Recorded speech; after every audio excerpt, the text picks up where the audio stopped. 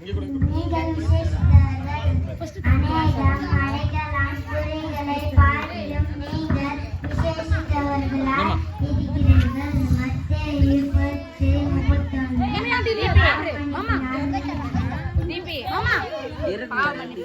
பாவமன்னிப்பினால் நீங்கள் விசேஷித்தவர்கள். கிறிஸ்துவுக்குள் தேவன் உங்களை மன்னிப்பது போல நீங்களும் ஒருவருக்கொருவர் மன்னியுங்கள். எபேசியர் 4:32. புதுவனினால் நீங்கள் விசேஷித்தவர்கள்.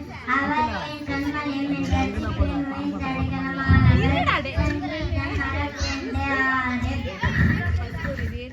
படுதில் நீங்கள் விசேஷித்தவர்கள். மகனே திடன் கொள், விசுவாசம் உன்னைத்தது.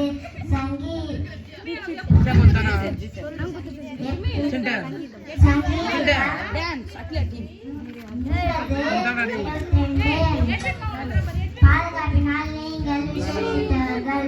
நாங்கள் ஆராதிக்கிற எங்கள் தேவன் எங்களை தப்புவிக்க வல்லவராயிருக்கிறார். தானியேல் 3:17. பண்பில் நீங்கள் விசேஷித்தவர்கள். நான் உமது வேதத்தை பற்றிக்கொண்டு என் முழு இதயத்தோடு அதை கைக்கொள்வேன்.